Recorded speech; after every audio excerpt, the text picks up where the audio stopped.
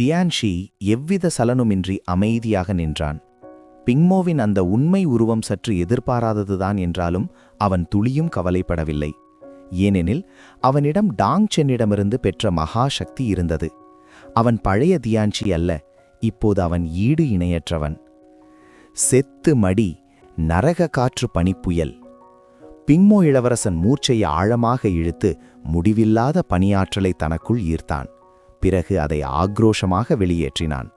ஒரு விண்கல் மழையைப் போல எண்ணற்ற பனிக்கோளங்கள் வானத்தில் பாய்ந்து தியான்ஷியை நோக்கிச் சென்றன. தியான்ஷி தனது ஒரு உள்ளங்கையை மட்டும் மேலே உயர்த்தினான். அவனிடமிருந்து கருப்பு நிற ஆற்றல் வெடித்தது. அந்த பனிப்புயலை தடுக்க ஒரு தடுப்புச் சுவரை உருவாக்கியது. Boom boom boom. பூமி அதிரும் வெடிப்புச் சத்தத்துடன் தியான்ஷி பல ஜியாங் தூரம் பின்னோக்கி தூக்கி எறியப்பட்டான். ஹா! எனது சாதாரண நகர்வை கூட உன்னால் தாக்குப்பிடிக்க முடியவில்லையா? அப்புறம் எதை வைத்து என்னுடன் போரிட முடியும் என்று நினைத்தாய்? பிங்மோ இளவரசன் வெறித்தனமாக சிரித்தான். நான் சும்மா சூடு பிடிக்கவே இப்படி செய்தேன்.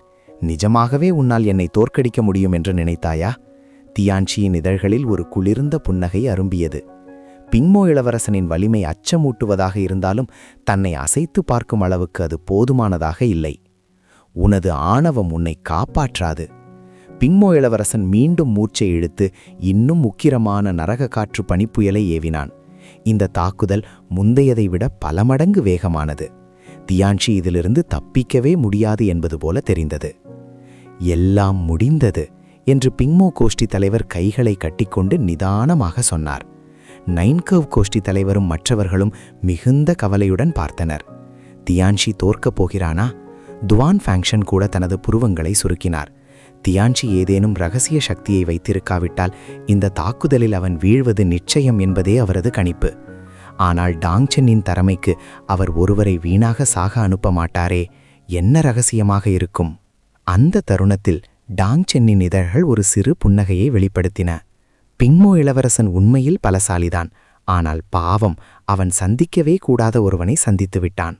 அந்த பயங்கரமான இறுதி தாக்குதலை எதிர்கொண்ட தியான்ஷி தனது இரு கைகளையும் ஒன்றாக கூப்பினான். அவனது ஆற்றல் எரிமலை என வெடித்தது. பூம்! ஒரு பெரும் அதிர்வலை அவனிடமேந்து புறப்பட்டது. சத்தம் பெரிதாக இல்லை என்றாலும் அதன் வேகம் அந்த பனிப்புயலை நேர்கோட்டில் கிழித்து கொண்டு சென்றது. 1000 லீ சுற்றளவிற்குள் ஒரு சிறு பனித்துளி கூடி எஞ்சாத வகையில் அனைத்தும் சுக்குநூறாக சிதறின. சன்ஹுவாங் எல்லை, இது எப்படி சாத்தியம்? பிங்மோ கோஷ்டி தலைவர் அதிர்ச்சியில் இருக்கையிலிருந்து துள்ளி எழுந்தார். அவரது முகம் நம்ப முடியாமல் கோணலாகியது. அவர் மட்டுமல்ல, நைன்கர்வ் கோஷ்டி தலைவரும் மற்றவர்களும் அதே அதிர்ச்சியில் உறைந்தனர். தியான்ஷியின் வலிமை சீ எல்லையின் உச்சத்தில் மட்டுமே இருந்தது என்பதை அவர்கள் நன்கு அறிவார்கள். ஆனால் இப்போது அவன் வெளிப்படுத்திய ஆற்றல் சந்தேகத்திற்கு இடமின்றி சன்ஹுவாங் எல்லைக்கு உரியது. இது சாத்தியமே இல்லை. சில நிமிடங்களுக்கு முன்புதான் தியான்ஷி மரண காயமடைந்திருந்தான். இது அறிவுக்கு அப்பாற்பட்டது என்று அவர்கள் வியந்தனர். கோதுவான் ஃபேங்ஷன் தனது தாடையை தடவிக்கொண்டார். அவரது இதழ்களில் ஒரு மெல்லிய புன்னகை அரும்பியது. அந்த சிறுவன் டாங்சியான் தான் இதற்கெல்லாம் காரணம் என்பது அவருக்கு தெரியும். தியான்ஷியின் வலிமையை அவர் எப்படி உயர்த்தினார் என்று தெரியாவிட்டாலும் டாங்சியான் சம்பந்தப்பட்டிருக்கும்போது இத்தகைய அதிசயங்கள் நடப்பது இயல்பானதுதான் என்று அவர் உணர்ந்தார். இல்லை இல்லை, இது முடியாது. பிங்மோ இளவரசன் நடுங்கினான். சீ எல்லை தியான்ஷியை தோற்கடிக்கும் நம்பிக்கை அவனுக்கு இருந்தது. குய் எல்லை வீரர்களுக்கு கூட அவன் ஈடு கொடுப்பான். ஆனால் சன்ஹுவாங் எல்லை என்பது என்ன? அது பிறவி சாகுபடி நிலையின் உச்சக்கட்டமாகும். பேரரசர்களுக்கே சவால் விடக்கூடிய வலிமை அது. தியான்ஷி குளிர்ந்த குரலில் பேசினான். அதிசயங்களை படைப்பதற்காகவே இந்த உலகில் சிலர் இருக்கிறார்கள் என்று நான் உன்னிடம் ஏற்கனவே சொன்னேன். அவன் குறிப்பிட்டது தன்னை அல்ல, டாங்சியானைத்தான். ஆனால் பிங்மோ இளவரசனுக்கு அது தெரியாது. தியான்ஷி தன்னை ஏளனம் செய்வதாகவே அவன் நினைத்தான். அவனது ஆத்திரம் உச்சக்கட்டத்தை எட்டியது. என்னை ஏளனம் செய்கிறாயா? நான் இதை நம்ப மாட்டேன். பிங்மோக்களை, இருண்ட வானமும் பூமியும். பிங்மோ இளவரசன் தனது முழு பிங்மோ சக்தியையும் கட்டவிழ்த்து விட்டான். வானம் கருமையாகவும் குழப்பமாகவும் மாறியது. அந்த இருளுக்குள் பயங்கரமான உறைபனி ஒளிந்திருந்தது. ஒரு விஷப்பாம்பு தன் இரையை விழுங்க காத்திருப்பதைப் போல அது காணப்பட்டது. இதுவே அவனது மிக வலிமையான தற்காப்பு கலைத்திறன் மற்றும் இறுதி தந்திரமாகும். தியான்ஷி ஏளனமாக இகழ்ந்தான். பரிதாபமே, உன்னிடம் இருக்கும் முழு வலிமை இவ்வளவுதானா? அவன் தனது ஒரு கையை மட்டும் நீட்டி நைன்கர்வ் கோஷ்டியின் 9 விதமான ஆற்றல்களையும் ஒன்றாக இணைத்தான். நைன்கர்வ் ஒருங்கிணைப்பு, நித்திய இருளின் பாதாளம். இப்போது அவன் சன்ஹுவாங் எல்லைக்குள் நுழைந்து விட்டதால் தியான்ஷியால் இறுதியாக நைன்கர்வ் கலையின் மிக உயர்ந்த நுட்பங்களை வெளிப்படுத்த முடிந்தது. கருப்பு நிற ஆற்றல் வெறித்தனமாக பின்னோக்கி பாய்ந்து ஒரு முடிவில்லாத பாதாளத்தை உருவாக்கியது. அது பிங்மோவின் அனைத்து ஆற்றலையும் முழுமையாக விழுங்கியது. நீ தோற்றுவிட்டாய். தியான்ஷி மின்னல் வேகத்தில் முன்னோக்கி பாய்ந்து பிங்மோ இளவரசனுக்கு முன்னால் தோன்றினான். பிறகு அவன் தனது உள்ளங்கையை உயர்த்தி இளவரசனின் மார்பில் பலமாக தாக்கினான். வானமே சிவக்கும் அளவிற்கு ரத்தம் பீரிட்டது. அத்தியாயம் 178. மீண்டும் நைன்கர்வ் அசுர கோஷ்டியை உறிஞ்சுதல். வேதனையூட்டும் அலறல்களுக்கு மத்தியில் பனி அசுர இளவரசன் தூக்கி எறியப்பட்டான். அவனது வாயிலிருந்து ரத்தம் கொட்டியது. உடல் பயங்கரமாக முறுக்கேறியது. அவனது அந்த உண்மை பனியசுர உருவம், ட்ரூ ஐஸ் டெவில் ஃபார்ம், அடுத்த கணமே சிதறி மறைந்தது. பூம்! வானத்தை பிளந்து பூமியை அதிர செய்த அந்த பயங்கர வெடிப்புச் சத்தத்துடன் தரையில் ஒரு பிரம்மாண்டமான பள்ளம் உருவானது. அந்த பள்ளத்தின் அடியில் பனி அசுர இளவரசன் திகைத்துப் போய் புழுதி படிந்த நிலையில் கிடந்தான். அவன் சாகவில்லை. ஆனால் அவனது சாகுபடி இதயம், கல்டிவேஷன் ஹார்ட் மற்றும் அவனது தாவோ அடிப்படை, தாவோ ஃபவுண்டேஷன் முற்றிலும் சிதைந்து போனது. தான் உச்சத்தை எட்டிவிட்டதாக அவன் நம்பிய தருணத்தில் யாரோ ஒருவன் பின்னாலிருந்து அவனை எட்டி உதைத்து கீழே தள்ளியது போன்ற உணர்வு. சிகரத்திலிருந்து பாதாளத்திற்கு தூக்கி எறியப்படும் அந்த வலியை தாங்கும் சக்தி சிலருக்கே உண்டு. அந்த இடமே மயான அமைதியில் உறைந்தது. நைன்கர்வ் கோஷ்டி தலைவரும் பனி அசுர கோஷ்டி தலைவரும் அதிர்ச்சியில் உறைந்து போய் வெறித்து பார்த்தனர். ஒரே ஒரு நகர்வில் தியான்ஷி பனி அசுர இளவரசனையே அழித்து விட்டான். இது எப்படி சாத்தியம்? யாவோ ஒரு நீண்ட பெருமூச்சு விட்டார். தியான்ஷி உயர்ந்து விட்டான். நமது எஜமானர் அவருக்கு தெய்வீக சக்தியை வழங்கியிருக்க வேண்டும். சில நிமிடங்களுக்கு முன்பு வரை பலவீனமாக கிடந்த தியான்ஷி இப்போது அனைவரையும் ஆதிக்கம் செலுத்தும் ஒருவனாக நிற்கிறான். இதற்கு ஒரே ஒரு விளக்கம்தான் இருக்க முடியும். டாங் சியான் அவருக்கு தெய்வீக சக்தியை வழங்கி தியான்ஷியை வெல்ல முடியாதவராக மாற்றி இந்த வியக்கத்தக்க முடிவை கொண்டு வந்துள்ளார். தியான்ஷி கைகளை முதுகுக்கு பின்னால் கட்டிக்கொண்டு கீழே விழுந்து கிடந்த பனி அசுர இளவரசனுக்கு முன்னால் வந்து நின்றான். உனது தோல்வியை ஒப்புக்கொள்கிறாயா? பனி அசுரன் நடுங்கினான். ஏதேனும் சவால் விட வேண்டும் என்று அவன் நினைத்தான். ஆனால் அவனது தொண்டையிலிருந்து வார்த்தைகள் வரவில்லை. ஒரே அடியில் தோற்கடிக்கப்பட்ட பிறகு இப்போது பெருமை பேசுவது மேலும் அவமானத்தையே தேடித்தரும். இந்த முறை உன் உயிரை விட்டுவிடுகிறேன். இங்கிருந்து தவழ்ந்து ஓடிவிடு. இனி ஒருபோதும் என் கண் முன்னால் தோன்றாதே. உன்னை பார்க்கும் போதெல்லாம் நான் உன்னை மீண்டும் மீண்டும் அடிப்பேன். தியான்ஷி ஒரு வேகமான உதையை விட பனியாசுர இளவரசன் பனியாசுர கோஷ்டி தலைவரின் காலடியில் போய் விழுந்தான். இவனை தூக்கிக் கொண்டு வெளியேறு. பனியாசுர கோஷ்டி தலைவர் அங்கே தங்கியிருக்க வெட்கப்பட்டு தனது ஆன்மா நொறுங்கி போன சீடனை தூக்கிக் கொண்டு ஒரு வார்த்தை கூட பேசாமல் அவ்விடத்தை விட்டு வெளியேறினார். நிச்சயமாக அந்த பனி ஆன்மா ஐஸ்கோர் பொக்கிஷம் அங்கே விட்டுச் செல்லப்பட்டது. நைன்கர்வ்ஸ் கோஷ்டி தலைவரும் மூத்த தலைவர்களும் தியான்ஷியை சூழ்ந்து கொண்டு வியப்புடனும் மகிழ்ச்சியுடனும் அவனை பார்த்தனர். அவன் திடீரென்று இவ்வளவு வலிமை மிக்கவனாக மாறியது அவர்களை திகைக்க வைத்தது. அதே சமயம் தியான்ஷியின் இந்த எழுச்சி நைன்கர்வ்ஸ் கோஷ்டி இன்னும் அழியாமல் தப்பிப் பிழைக்கும் என்பதை குறிப்பதால் அவர்கள் பெரும் மகிழ்ச்சியடைந்தனர். தியான்ஷி நிதானமாக சொன்னான், ஆச்சரியப்படாதீர்கள். இந்த வலிமை எனது எஜமானர் எனக்கு வழங்கிய ஒரு தெய்வீக அருட்கொடை மட்டுமே. உனது எஜமானரா? அவர் யார்? கோஷ்டி தலைவரும் மற்றவர்களும் அதிர்ச்சியில் உறைந்தனர். தியான்ஷி திரும்பி டாங் சென்னை பார்த்தான். நீயா? கோஷ்டி தலைவர் முகம் சுழித்தார். தனது கோஷ்டியின் மிகச்சிறந்த மேதை இப்போது இன்னொரு மனிதனுக்கு முன்னால் பணிந்து நிற்பது அவருக்கு மிகுந்த அசௌகரியத்தை ஏற்படுத்தியது. அவன் என்ன முறையை பயன்படுத்தினான் என்று எனக்கு தெரியாது. ஆனால் தியான்ஷியை வசியப்படுத்த வேண்டாம் என்று உனக்கு நான் அறிவுறுத்துகிறேன்.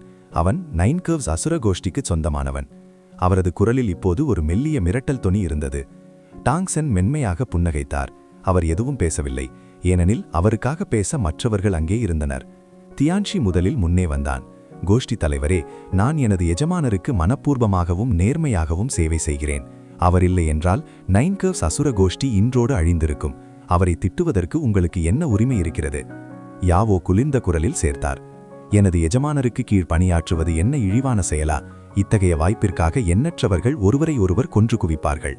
குவோத்வான் ஃபாங்ஷன் மேசையை இன்னும் பலமாக தட்டினார். நன்றி கெட்டவனே, உன்னை காப்பாற்றிய கையை நீயே கடிக்க துணிகிறாயா? உனது முழு கோஷ்டியையும் நான் கொன்று குவிக்க மாட்டேன் என்று நினைக்கிறாயா? நைன்கர்வ்ஸ் கோஷ்டி தலைவரால் இதற்கு மேல் பேச முடியவில்லை. இது என்ன மாதிரியான அபத்தம்? தவறு செய்தது யார்? யாவோவும் குமோத்வான் ஃபாங்ஷனும் தன்னை எள்ளி நகையாடுவதே பெரிய விஷயம். இப்போது தியான்ஷியும் டாங்செனின் பக்கம் நிற்கிறானே. கோஷ்டி தலைவர் பேச்சற்று நின்றார். அந்த தருணத்தில் டாங்சென் பேசினார். நைன்கர்வ்ஸ் கோஷ்டி தலைவரே, எனக்கு சேவை செய்வதில் பெரிய நன்மைகள் உள்ளன. உங்கள் 9 கர்வ்ஸ் அசுர கோஷ்டிக்குச் சேர வேண்டிய அந்த பழைய பெருமையை நான் மீண்டும் பெற்றுத்தர முடியும். கோஷ்டி தலைவரின் கண்கள் மின்னின. நீ என்ன சொல்ல வருகிறாய்? டாங்சென்னின் இதழ்களில் ஒரு மெல்லிய புன்னகை அரும்பியது. அந்த ஷீ வம்சத்தால் நசுக்கப்படுவது மிகவும் மோசமான உணர்வு அல்லவா? கோஷ்டி தலைவரும் மூத்த தலைவர்களும் மௌனமானார்கள். இதற்கு முன்னால் ஒருபோதும் அவர்களது வரலாற்றிலேயே அந்த கோஷ்டி இவ்வளவு பெரிய அவமானத்தை சந்தித்ததே இல்லை. 9 அசுர மேதைகளில் 8 பேர் கொல்லப்பட்டு விட்டனர். அவர்கள் கிட்டத்தட்ட முற்றிலுமாக துடைத்து எறியப்படும் நிலைக்கு தள்ளப்பட்டனர். இந்த போருக்கு பிறகு 9 கர்வ்ஸ் அசுர கோஷ்டி இரக்கமின்றி மிதித்து துவைக்கப்பட்டது என்பதை நீதிநெறி கோஷ்டிகளும் சரி அசுர கோஷ்டிகளும் சரி நன்கு அறிந்து கொண்டன. இது எப்போதும் நடப்பதுதான். ஒருமுறை தோற்றுவிட்டால் எல்லாரும் உங்களை தாழ்வாக பார்ப்பார்கள், கேலி செய்வார்கள், ஒதுக்கி தள்ளுவார்கள். கோஷ்டி தலைவரின் கண்களில் ஆத்திரம் கொழுந்துவிட்டு எரிந்தது. நிச்சயமாக நாங்கள் பழி வாங்குவோம். இந்த அவமானம் ஈடுகட்டப்பட வேண்டும். டாங்சன் மென்மையாக சிரித்தார். எப்படி? உங்கள் தற்போதைய பலத்தை வைத்துக்கொண்டு உங்களால் எதையாவது சாதிக்க முடியும் என்று நிஜமாகவே நம்புகிறீர்களா? கோஷ்டி தலைவர் மௌனமானார். ஆம், அதுதான் உண்மை. இப்போது 9 கர்வ்ஸ் கோஷ்டியின் இளைய தலைமுறையில் தியான்ஷி மட்டுமே எஞ்சியிருக்கிறான். அவனும் அவர்களை கைவிட்டுவிட்டால் பழிவாங்குவதற்கு அவர்களுக்கு என்ன நம்பிக்கை இருக்கும்? மூத்த வல்லுநர்களுக்கிடையே ஒரு மாபெரும் கட்டாயம் ஏற்பட்டாலொழிய மரணப்போர் என்பது நடப்பது அரிது. அது மட்டுமல்லாமல் 9 கர்வ்ஸ் கோஷ்டி ஒரு உயர்மட்ட அசுர கோஷ்டியாக இருந்தாலும் ஹெவன்லி தாவ் வம்சத்துடன் ஒப்பிடும்போது அவர்கள் வெறும் தூசியும் இரும்பும் போன்றவர்களே. அந்த வம்சத்தின் ஒரு கிளை அமைப்பை எதிர்ப்பதே இவர்களது உச்சகட்ட பலமாகும். எனவே இவர்களது பழிவாங்கும் படலம் தியான்ஷியை மட்டுமே நம்பியிருந்தது. டாங்சன் 9 கர்வ்ஸ் கோஷ்டியின் உயர்நாடியை சரியாக பிடித்து கொண்டார். எனக்கு விசுவாசமாக இருங்கள். உங்கள் கோஷ்டியை மீண்டும் அசுர உலகின் உச்சகட்ட அதிகாரமாக நான் மாற்றித் தருகிறேன். 9 கர்வ்ஸ் கோஷ்டி தலைவர் ஆழ்ந்த அமைதியில் மூழ்கினார். டாங்சன் திடீரென்று ஓடி வந்து இப்படி சொல்லியிருந்தால் கோஷ்டி தலைவர் அவரை அங்கேயே அடித்துக் கொண்டிருப்பார். ஆனால் தியான்ஷியின் அந்த பிரம்மாண்ட மாற்றம், அதோடு வேட்டையாட காத்திருக்கும் ஒரு கொடூர மிருகத்தைப் போல அருகில் நிற்கும் குமோ துவான் ஃபேங்ஷன் என அனைத்தும் டாங்சனின் பலத்தையும் திறமையையும் ஏற்கனவே நிரூபித்துவிட்டன. இவ்வளவு வலிமையான ஒரு புரவலருடன் தங்களை இணைத்துக் கொள்வது 9 கர்வ்ஸ் கோஷ்டிக்கு நன்மைகளை மட்டுமே தரும். அதில் எந்த பாதிப்பும் இல்லை. கோஷ்டி தலைவர் ஒன்றும் முட்டாள் அல்ல. டாங்சன் நிலைமையை இன்னும் தெளிவாக பார்த்தார். இவர்கள் அனைவரும் வளர்ந்தவர்கள். உணர்ச்சிகளை பற்றி பேசாமல் லாபத்தை பற்றி மட்டுமே பேசினர். இந்த உலகில் நிரந்தர நண்பர்களும் இல்லை, நிரந்தர எதிரிகளும் இல்லை. ஆனால் நிரந்தர நலன்கள் உண்டு. பரஸ்பர லாபம் மட்டுமே அவர்களை ஒன்றாக பிணைக்க முடியும். இருப்பினும் டாங்சன் மீண்டும் ஒரு விஷயத்தை குறிப்பிட்டார். டாங்சென் பந்தயத்தின் அளவை இன்னும் உயர்த்தினார். அவர் தனது கையில் ஒரே ஒரு துளி 9 கர்வ்ஸ் தேனை எடுத்தார்.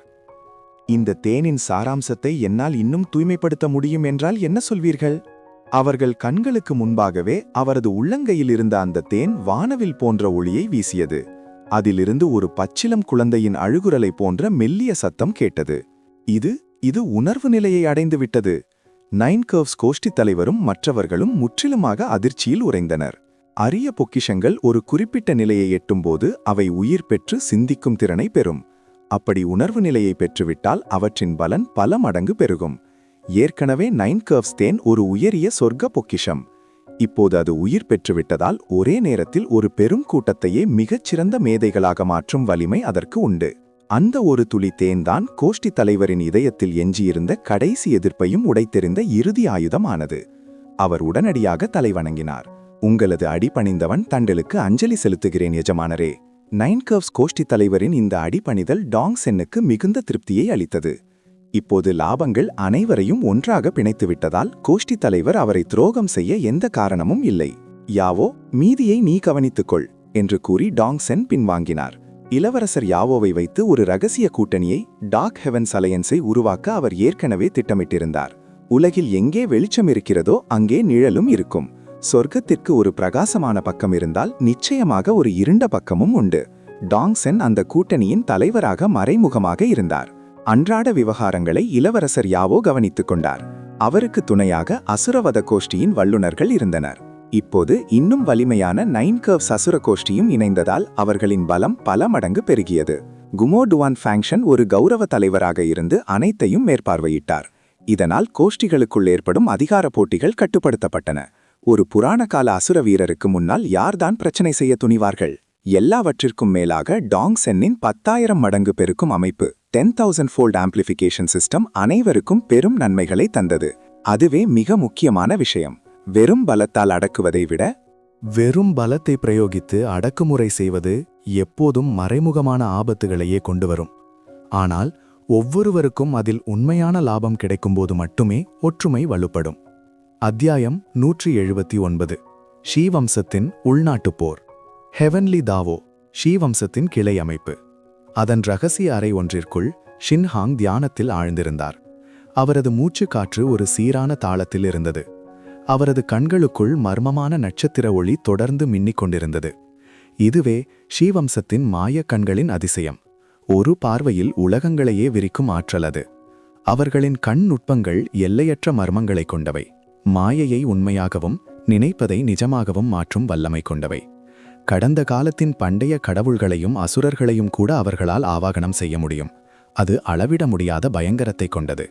அவர்களில் மிகவும் வலிமையானவர் கண் அரசன் என்று அழைக்கப்படும் ஷேரே. அவர் ஷீவம்சத்தின் முதல்நிலை மேதையான ஷெரிடியலின் தம்பி. வரலாற்றிலேயே மிகவும் வலிமையான கண் நுட்பத்தை கொண்டவர் அவர். நிகரற்ற உச்சத்தை எட்டிய அவர் கண்கலைகளை பயிலும் ஷீவம்சத்தின் ஒவ்வொரு உறுப்பினருக்கும் ஒரு ஆதர்ச நாயகனாக திகழ்ந்தார். ஷேரே போன்ற ஒரு ஜாம்பவானுடன் ஒப்பிடுகையில் ஷின்ஹாங் வெறும் ஒரு சாதாரண கிளை வம்சத்தை சேர்ந்த சீடர் மட்டுமே. இருப்பினும் அவர் தொடர்ந்து தியானம் செய்து வந்ததில் தனது கண் நுட்பத்தில் ஒரு சிறிய முன்னேற்றத்தை உணர்ந்தார். அவரது இதழ்களில் ஒரு புன்னகை அரும்பியது. வலிமையான எதிரியுடன் போரிடுவது ஒருவரது கண்கலையின் வளர்ச்சியை பெரிதும் தூண்டுகிறது. அற்புதம்!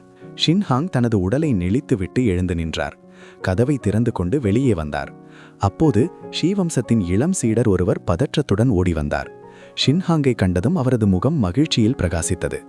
இளம் எஜமானர் ஷின்ஹாங், ஒரு வழியாக நீங்கள் வெளியே வந்துவிட்டீர்கள். சீக்கிரம் வாருங்கள். மூத்த தலைவர் அனைவரையும் அழைத்துள்ளார். மூத்த தலைவர் நம்மை அழைத்திருக்கிறாரா? ஷின்ஹாங் சற்றே புருவத்தை சுருக்கினார். கிளையின் மூத்த தலைவர் ஒரு கூட்டத்தை கூட்டுகிறார் என்றால் ஏதோ முக்கியமான விஷயம் நடந்திருக்க வேண்டும். தூதுவனை பின்தொடர்ந்து ஷின்ஹாங் அவசரமாக பெரிய மண்டபத்திற்கு சென்றார். அங்கே ஏற்கனவே ஷீவம்சத்தின் இளம் உறுப்பினர்களால் மண்டபம் நிறைந்திருந்தது. மூத்த தலைவர்கள் முன்வரிசையில் நின்றிருந்தனர். அவர்கள் ஒவ்வொருவரும் ஒரு கம்பீரமான ஆற்றலையோ அல்லது அமைதியான மேன்மையையோ வெளிப்படுத்தினர். அவர்களில் மிகவும் பலவீனமானவர் கூட ஒரு பீச்சிங் போர் வீரர். பெரும்பான்மையானவர்கள் பேரரசர் நிலையை எட்டியவர்கள். இது ஷீ வம்சத்தின் ஸ்டோன் கிளான் மிகச்சிறிய கிளையின் போர் வலிமை மட்டுமே. ஷீ வம்சத்தின் உண்மையான முதன்மை வம்சம் மெயின் லீனியேஜ் எவ்வளவு வலிமையானது என்றால் அதை மனித புத்தியால் கற்பனை கூட செய்து பார்க்க முடியாது. அந்த முழு வம்சத்தின் முதன்மை மேதையான ஷெரிடியன் தனது ஒரே ஒரு வாழ்வீச்சால் பழங்கால விண்மீன் மண்டலங்களையே துண்டிக்கக்கூடியவர் என்று சொல்லப்பட்டது. அவரது உடலில் உள்ள ஒவ்வொரு எலும்பும் புனித எலும்புகளாக விழித்தெழுந்திருந்தன. அதற்கும் மேலாக அவர் மேன் நிலை புனித எலும்புகள் என்ற நிலையை எட்டியிருந்தார். அவருக்கு முன்னால் பேரரசர் நிலை வல்லுநர்கள் கூட வெறும் தூசுக்கு சமமானவர்கள். ஷெரிடியன் கூட்டத்திற்கிடையே புகுந்து இளைய தலைமுறையினரின் முன்வரிசைக்கு சென்றார். அங்கே மேலும் 7 பேருடன் தோளோடு தோள் சேர்ந்து நின்றார். இவர்கள் அனைவரும் இந்த கிளையின் 8 மேதைகள் என்று அழைக்கப்பட்டனர். புனித எலும்புகளை வளர்த்தெடுப்பதிலும் கண்நுட்பங்களில் தேர்ச்சி பெறுவதிலும் ஷெரிடியன் முதல் 3 இடங்களுக்குள் இருந்தார். மண்டபத்தின் தலைமை இடத்தில் நரைத்த முடியுடன் சில மூத்த தலைவர்கள் அமர்ந்திருந்தனர். அவர்கள் முதன்மை வம்சத்திலிருந்து அனுப்பப்பட்ட இந்த கிளை வம்சத்தின் பாதுகாப்பு தலைவர்கள், கார்டியன் எல்டர்ஸ். கிளை வம்சத்தின் சீடர்களின் திறமைகளை வளர்ப்பதும் அதில் மிகச் சிறந்தவர்களை அடையாளம் கண்டு முதன்மை வம்சத்திற்கு அனுப்பி வைப்பதும் மட்டுமே இவர்களது ஒரே நோக்கம். மூத்த தலைவர் மண்டபத்தை அமைதியாக நோட்டமிட்டு பேசினார். அனைவரும் வந்துவிட்டார்களா? அவருக்கு பின்னால் நின்றிருந்த ஷிஜிங் வேகமாக சுற்றுமுற்றும் பார்த்துவிட்டு தலைவணங்கி பதிலளித்தார். மூத்த தலைவரே, அனைத்து சீடர்களும் வந்துவிட்டனர். அவர் ஒரு பேரரசர் நிலை வல்லுநராக இருந்தபோதிலும் அவருக்கு அமர்வதற்கு கூட அங்கே அனுமதி இல்லை. ஷெரோங் போன்ற சாதாரண தலைவர்கள் அனைவரும் பின்வரிசையில் நின்றிருந்தனர். மூத்த தலைவர் தலையசைத்துவிட்டு பேசத் தொடங்கினார். முதன்மை வம்சத்தின் 10 ஆண்டுகளுக்கு ஒருமுறை நடக்கும் மக்களாட்சி போர் சோதனை குறித்து இன்று உங்களை இங்கே கூட்டியுள்ளேன். முதன்மை வம்சத்தின் போர் சோதனை. அந்த வார்த்தைகளை கேட்ட மாத்திரத்தில் அங்கிருந்த ஒவ்வொரு ஷீவம்ச சீடரும் விரைத்து போயினர். குறிப்பாக அந்த 8 மேடைகளின் முகங்களில் அதிர்ச்சி மின்னியது. அவர்களின் மூச்சு காற்று வேகம் எடுத்தது. அவர்கள் இவ்வளவு கடினமாக பயிற்சி செய்தது எதற்காக? சரியாக இந்த தருணத்திற்காகத்தான். ஷெரிடியனின் உள்ளங்கைகளில் வேர்த்தது. அவரே இவ்வளவு பதற்றமடைகிறார் என்றால் அந்த போர் சோதனை எவ்வளவு முக்கியமானது என்பது தெளிவாக புரிகிறது. சீடர்களிடையே நிலவிய அந்த பதற்றமான சூழல் மூத்த தலைவருக்கு திருப்தியளித்தது. ஒரு விஷயத்தின் மீது மிகுந்த அக்கறை இருந்தால் மட்டுமே ஒருவருக்கு பதற்றம் ஏற்படும். அந்த பதற்றத்திலிருந்துதான் சாதிக்க வேண்டும் என்ற லட்சியம் பிறக்கும். வானுலக விதியான ஹெவன்லி தாவோவின் ஆசிர்வாதத்துடன் பிறந்தவர்கள் இந்த ஷீ வம்சத்தினர். சாதாரண மனிதர்களை விட பல 10 மடங்கு அதிக வலிமை கொண்ட பிறவி திறமைகள் இவர்களுக்கு உண்டு. ஆனால் மேதைகளுக்கும் மேலான மேதைகள் அங்கே உண்டு. அவர்களில் மிகச்சிறந்தவரை தேர்ந்தெடுப்பதன் மூலமே ஷீ வம்சம் உண்மையான புகழை நோக்கி முன்னேற முடியும். ஷீ வம்சத்தை வழிநடத்த ஒரே ஒரு வாரிசுதான் இருக்க முடியும். அது ஷெரிடியன். அவரது ஆற்றலால் மட்டுமே இந்த வம்சம் அடுத்த 10,000 ஆண்டுகளுக்கு செழிப்பாக இருப்பதை உறுதி செய்ய முடியும்.